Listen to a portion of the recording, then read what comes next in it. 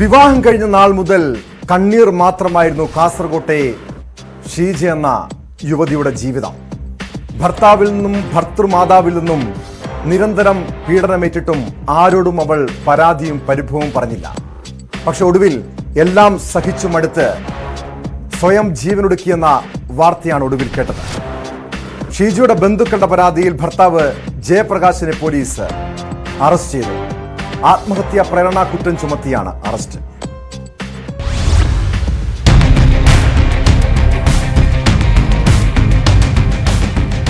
ചിറപ്പുറം ആലിൻകീഴിലെ ഷീജയുടെ ദുരൂഹ മരണവുമായി ബന്ധപ്പെട്ടാണ് ഭർത്താവ് മടിക്കൈ എരിക്കുളത്തെ ജയപ്രകാശിനെ നീലേശ്വരം പോലീസ് അറസ്റ്റ് ചെയ്തത്.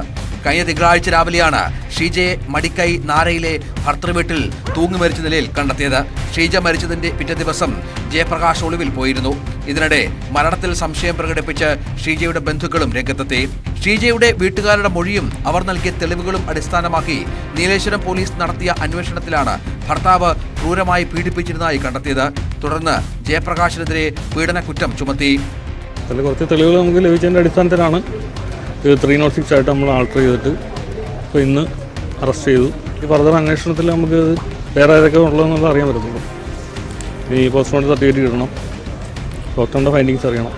കല്യാണം കഴിഞ്ഞ ശേഷം ഷീജയെ ഭർത്താവും മാതാവും ചേർന്ന് നിരന്തരം പീഡിപ്പിച്ചിരുന്നതായാണ് ബന്ധുക്കളുടെ മൊഴി. ഷീജയുടെ മകൻ അദ്വൈതും അച്ഛൻ അമ്മയെ ക്രൂരമായി പീഡിപ്പിച്ചിരുന്നതായി പോലീസിന് മൊഴി നൽകിയിരുന്നു. വിദേശ ജോലിയിൽ ജയപ്രകാശ് നാട്ടിലെത്തുമ്പോഴൊക്കെ പീഡനം തുടർന്നു. ഭർത്താവിന്റെ വഴിവിട്ട ബന്ധങ്ങൾ ഷീജ ചോദ്യം ചെയ്തതാണ് ഇതിന് കാരണമായി പറയപ്പെടുന്നത്. പങ്കളത്ത് കഴിഞ്ഞ 7 വർഷമായി നിർമ്മിച്ചുകൊണ്ടിരിക്കുന്ന വീടിന്റെ ഗൃഹപ്രവേശന ചടങ്ങ് ഈ മാസം 29-ന് നടക്കാനിരിക്കെയാണ് ഷീജ ജീവനൊടുക്കിയത്. ഹോസ്ദുർഗ് ജുഡീഷ്യൽ 1ാം ക്ലാസ് മജിസ്ട്രേറ്റ് കോടതിയിൽ ഹാജരാക്കിയ ജയപ്രകാശിനെ 14 ദിവസത്തേക്ക് റിമാൻഡ് ചെയ്തു.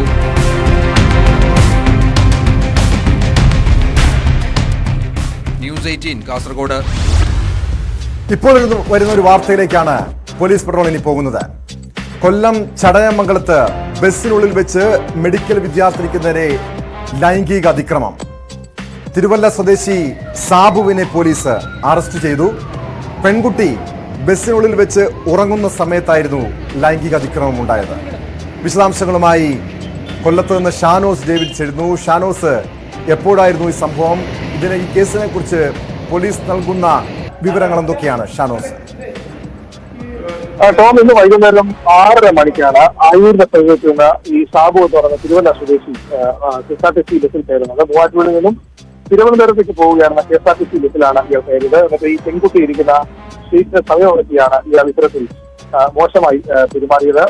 ഡൽഹിയിൽ മെഡിക്കൽ ഉപരിപഠനം നടത്തുന്ന വിദ്യാർത്ഥിനി പിതാവിനൊപ്പം യാത്ര ചെയ്യുമ്പോഴായിരുന്നു ഇത്തരം ഒരു മോശപ്പെട്ട അനുഭവം KSRTC ബസ്സിനുള്ളിൽ നിന്ന് അനുഭവപ്പെടേണ്ടി വരുന്നത്.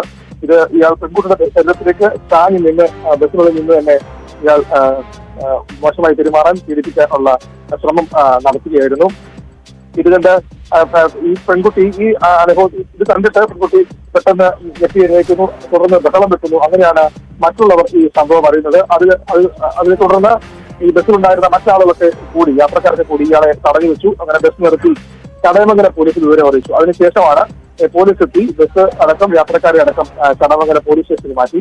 തുടർന്ന് ഈ വിദ്യാർത്ഥിനിയുടെ മൊഴി പോലീസ് രേഖപ്പെടുത്തി. അങ്ങനെ മൊഴി രേഖപ്പെടുത്തുന്ന അടിസ്ഥാനത്തിൽ സ്ത്രീത്വത്തെ അപമാനിച്ചതിനും പൊതുസ്ഥലത്ത് ലൈംഗിക അവയവം പ്രദർശിപ്പിച്ചു എന്നീ കുറ്റങ്ങൾ ചുമത്തി ഇയാൾക്കെതിരെ പോലീസ് കേസെടുത്തു.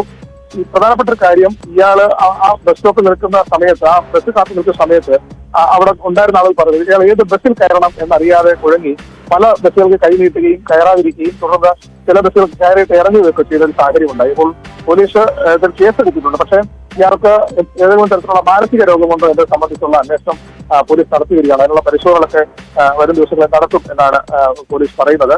ഇയാളുടെ പോക്കറ്റിൽ നിന്നും നിരവധി ഈ ബസ് ടിക്കറ്റുകൾ കണ്ടെത്തിയിട്ടുണ്ട്. ഇയാൾ നിരന്തരം ബസ്സുകളിൽ സഞ്ചരിച്ച ഇത്തരം പ്രവൃത്തി നിരന്തരം തുടരുന്ന ആളാണെന്ന ഒരു സംശയത്തിൽ കൂടിയാണ് പോലീസ് മുൻപോട്ട് പോകുന്നത്. എന്തായാലും പീഡന ശ്രമത്തിലടക്കം പോലീസ് കേസെടുത്തിട്ടുണ്ട്. പ്രതി ഇപ്പോഴും ഈ സ്റ്റേഷനിലുണ്ട്.